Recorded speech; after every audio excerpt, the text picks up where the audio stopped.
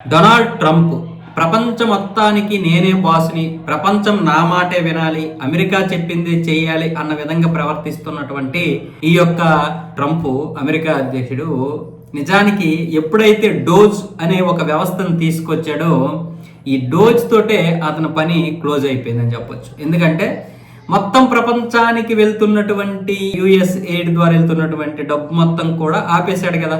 దానివల్ల $150 బిలియన్ ఎంతో మిగిలాయి. ఆ $150 బిలియన్ ఇప్పుడు $175 బిలియన్ అంటే మరొక $25 బిలియన్ కలిపి ఒక పెద్ద ఐరన్ డోమ్ చేయాలని నిర్ణయించుకున్నాడు. నిజానికి అది చేస్తాడా చేయడా శాస్త్రవేత్తలేమో 20 ఏళ్ళు పడుతుంది అంటున్నారు.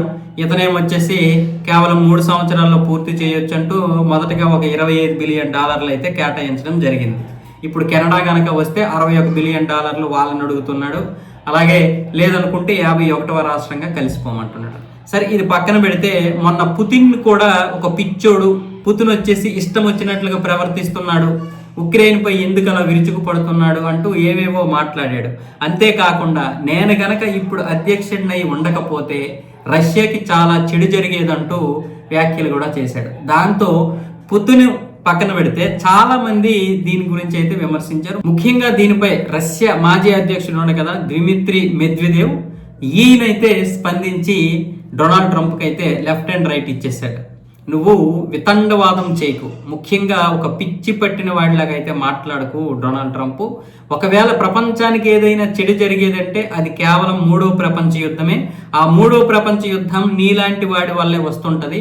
కాబట్టి ప్రపంచానికి నువ్వే చాలా పెద్ద ప్రమాదకారి అంటూ ఈ దిమిత్రీ మెద్వెదేవ్ అయితే డొనాల్డ్ ట్రంప్ పై విరుచుకుపడ్డారైన.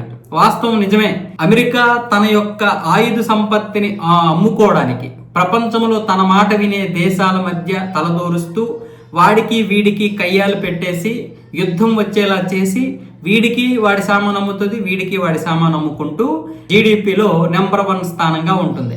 అసలు అమెరికాలో ఉన్నటువంటి తన యొక్క యుద్ధ సామాగ్రిని అమ్ముకోకుండా ఉంటే ఈరోజు జీడిపిలో అది దాదాపు 5-6 ట్రిలియన్ తక్కువకే పడిపోవాలి. 23-22 ట్రిలియన్లే ఉండాలి. అంటే చైనా అది సమానంగా ఉండాలి. కానీ ఈరోజు ఆయుధ సంపత్తిని అమ్ముకుంటూ ప్రపంచంలో ఉన్నటువంటి దేశాలన్నీ కూడా, ముఖ్యంగా మన ఏషియా కంట్రీస్ ఎప్పుడు ఇదేదో ఒక విషయంలో తగులాడుతుంటాయి కదా.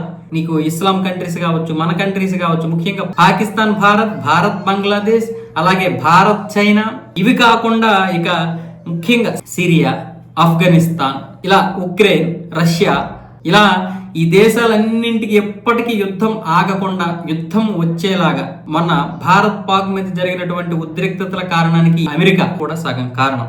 ఈ రోజు పాకిస్తాన్ అనలేదా?